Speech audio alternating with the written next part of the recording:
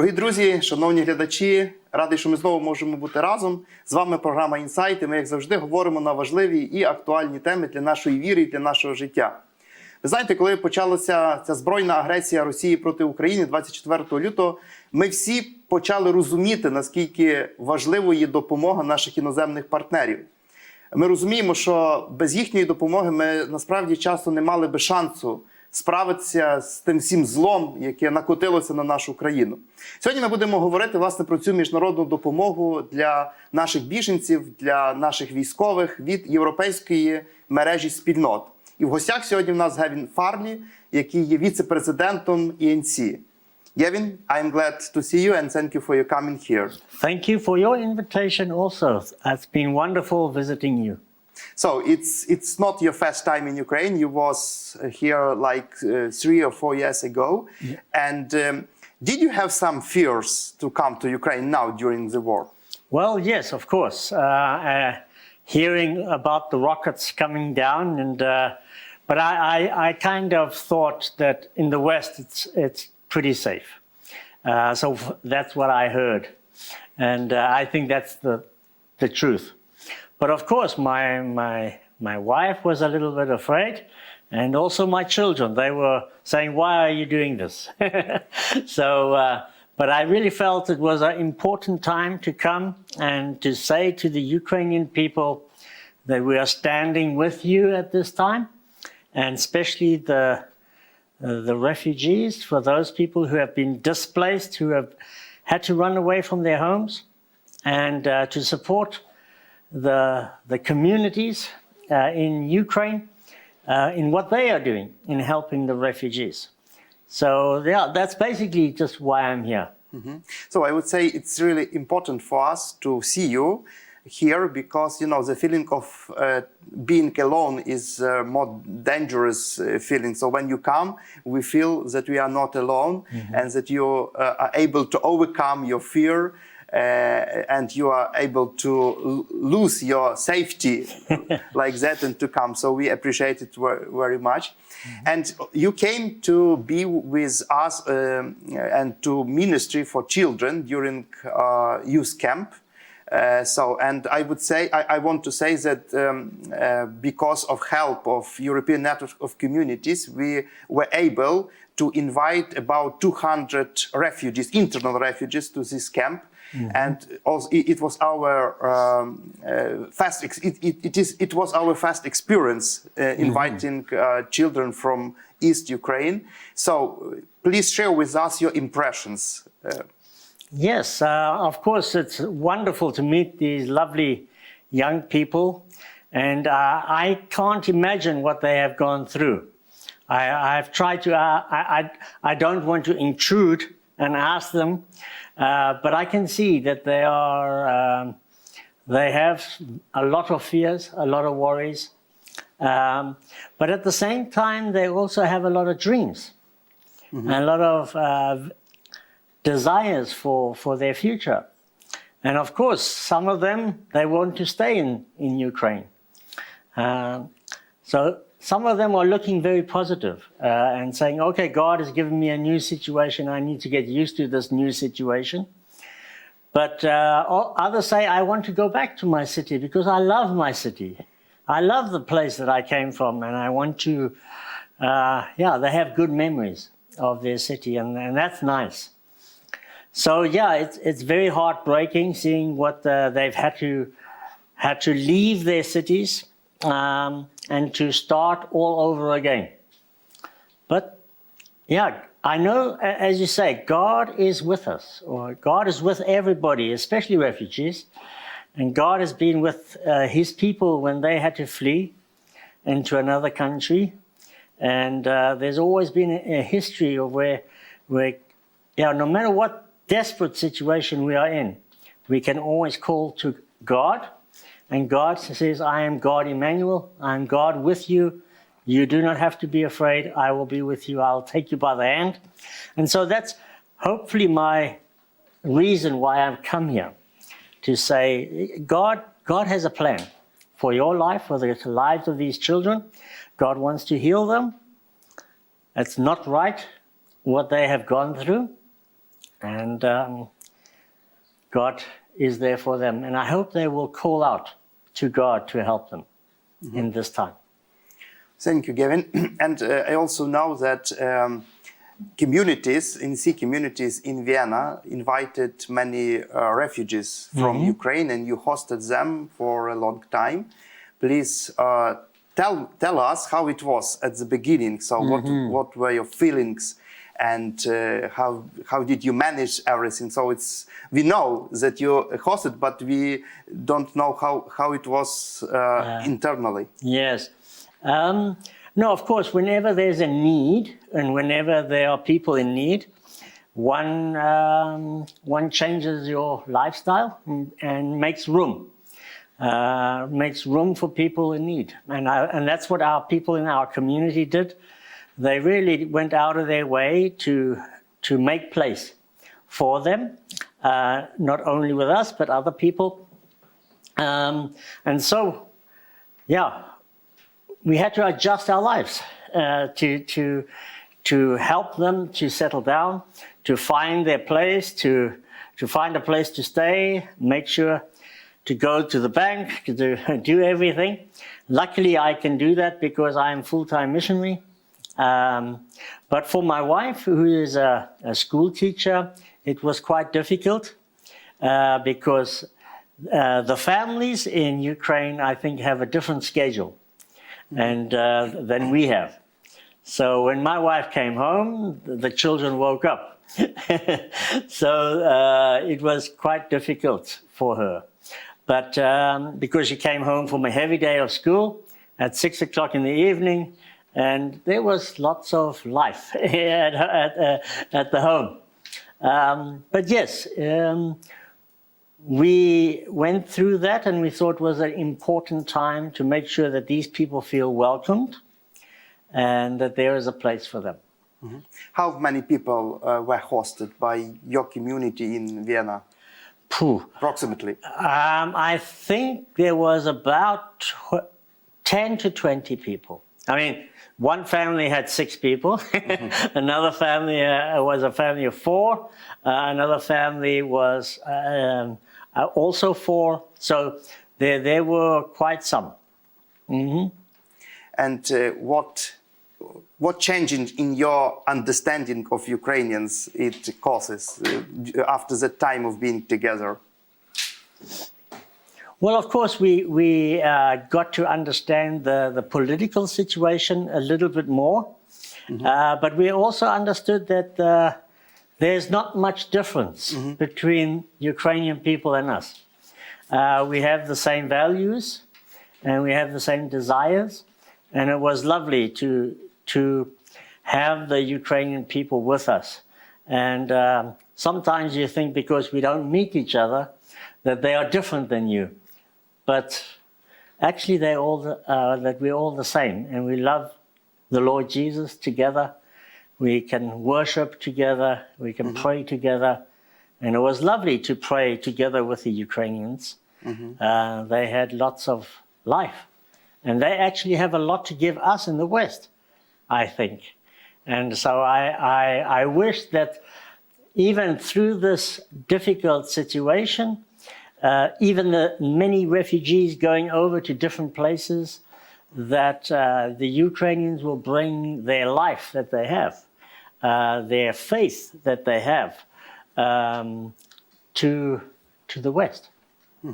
So I would say that even such horrible and painful situation as war can bring some good results, especially in the area of our mutual relationship and feeling that we are one family. So I think it's really important, and God turns evil to the good. Yeah, they say that even a lemon might be bitter, but you can turn it into a lemonade and make it nice and sweet and bring refreshment to others. Yes. So I would like to return to the 24th of February when the war started. Did you get this information from news or from? Yes, from the news, yes. And what was your first reaction?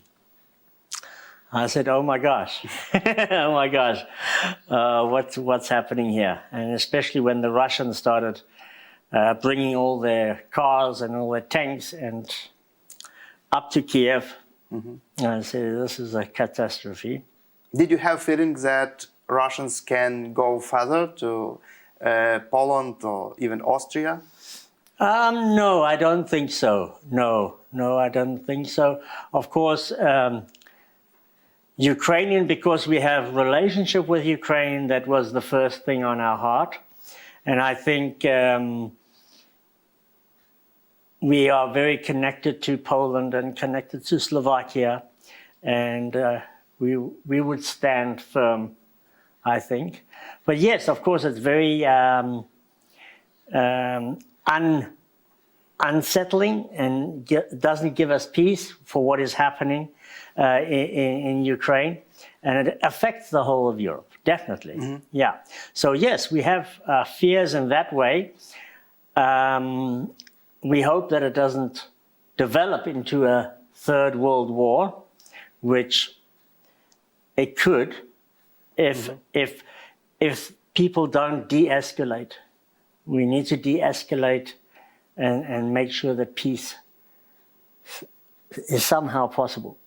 We need to make sure that peace stays. And I think that's, Jesus is the Prince of Peace. But we're dealing with two people, with two nations, different understandings. And there are many people being killed, and this is terrible. This is very, very bad for us. And we suffer. Just as when we hear people dying in Ukraine, we are suffering because it's part of our family, or we feel connected. And so yes, it's a pain for all of us. And so our desire is to see that the men are able to return to their families, to their children. And I think that's one of the main things also when we were having refugees with us, having the mothers and the children with us, seeing the separation of the families and saying, this is not good for the families. Yes, it's true. And what changes did this war brought to Europe, maybe in economical sphere or in other spheres, areas? Yeah, I think right now we are feeling it economically, because of the gas prices have just about doubled. So yes, it's affecting the families very much. But of course, being together with the Ukrainian people has also affected us, and we want to help. And I know Austria is a very hospitable country, and we love to open up our doors. So yes, we are willing to help people in need. That's not a problem. So you are ready to pay this price to help? I think with our time, yes. But of course, with the poor families now, with the increase in prices and all that type of thing, it's going to hit everybody, and we have to pull in our belts. Thank you very much. So when the war started, 24th of February, yes, and I am very thankful to you and to the whole ENC because just after the beginning, I got many messages with words of support, but not only messages. We also, as Ukrainian communities, a network of communities, we got a lot of goods and financial support to help internal refugees, to help our soldiers. So we are very thankful because of that. I would say that in such horrible situations, you can recognize who is your real friend. And it was really important to get this help from you, because, you know, you could say it's your problem, so we will pray for you, and etc. And that's all. But you told that you are praying, but you also helped us a lot. So please let us know how it functioned internally, how you inspired people from communities to help Ukrainians, and how you inspired people to give our financial support to have this about 200 children for youth camp. How it was? Well, I think it's quite easy, because when you see a need and there's a war and children are affected, your heart is broken. And so you want to do something, but you can't go there. So the best thing is to give some money. So yes, it's a way of saying, yes, we are supporting you. I can't go there, but we want to support those people who can. Of course, we want to see these children in a good place, that they are at peace, that they have safety.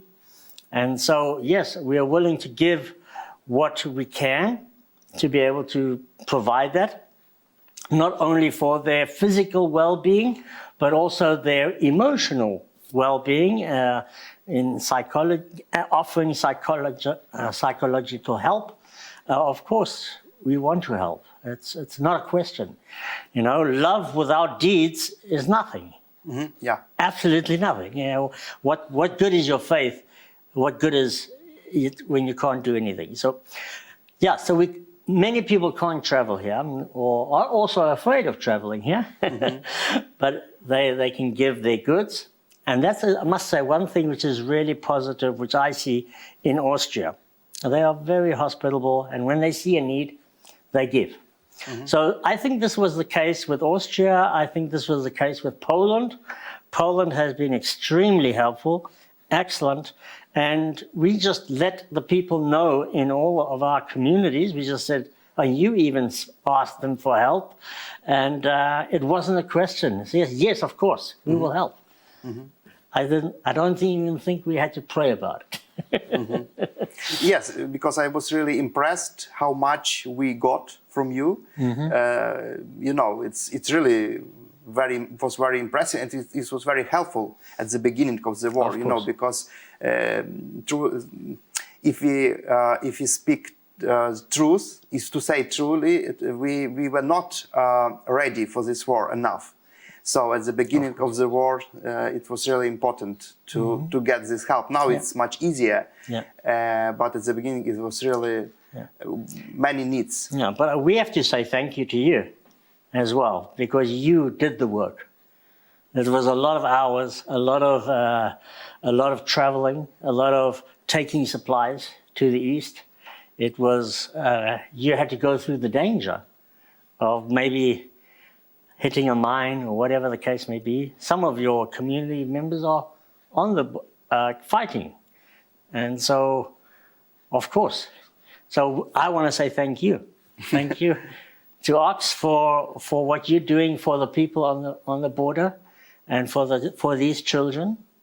And you have worked hard, very hard. And this we can only look and say, wow. And you are an example to us. And it inspires you, yes? Great. So I see that God used even such bad situation to bear some good fruits. And I was really impressed how communities from different countries, Slovakia, Austria, Poland, Spain, England, united around Ukraine and to help Ukraine. So of course. We felt like we are the center of the world at that time. Yes, good. The next question is about these children you met during youth camp from this area, war zone area. So do you see some special things which were affected by the war in their mind, in their thinking? Of course. Some of them are traumatized. I have recognized that, seen that, and that breaks my heart a lot. Some of them have been able to deal with it, or they got out early enough that they didn't have to see some of the things. But other people have gone through really traumatic experiences. So yes, that of course the war has affected them, not only them but also their parents. And obviously fear gets transmitted through the parents to the children. So the children are very sensitive, and they can sense what's happening. And when the parents are fearful, then they get fearful. And so, yeah, the only thing is we can help them is to turn them towards God and to say, God can be your security, and that God will provide the angels to protect you. And this is our prayer for the Ukrainian people, and for that God will bring his angels and put his protection around the people. So yes, but on the other hand, of course, some of them want to say, okay, I want to leave Ukraine. I want to go to another country. I have a dream. And so some of them have dreams, and that's wonderful. And I think God will honor that, and God will place them in a new place, in another place, and wherever that place, that will be a good place for them. Do you see some changes in their behavior and thinking after the week of this youth camp? Something changed in them? What do you see? It's very difficult for me because I don't understand the language. But I see that they're very friendly towards me, and they are very open. Some of them are a little bit reserved. Some of them don't want to hear about God, and that's okay. So we will see tonight. We will be having an evening where they can give their lives to Jesus. So I don't know how much of the gospel they were able to get. I tried my best in giving them the message. And the animators have been very, very good in providing a lot of fun, and that's been really good. So how deep the message has gone, I don't know. We cannot tell. But one guy said to me he's very motivated, and that I was able to motivate him to live a better life. Wow. So that's good. If I can motivate that, that's good.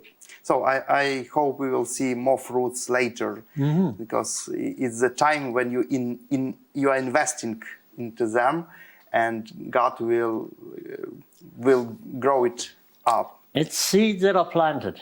Yes.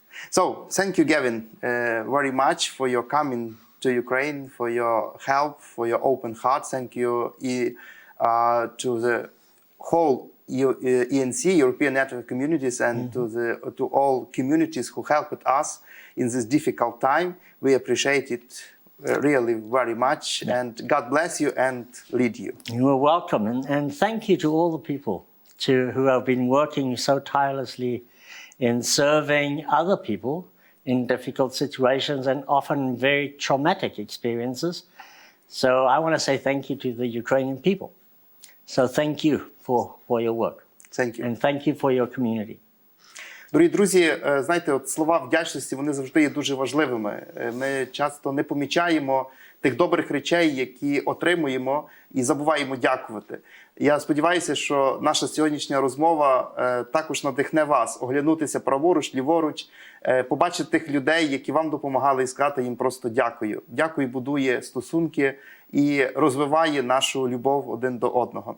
Дякую, що ви є з нами. Побачимося з вами через тиждень.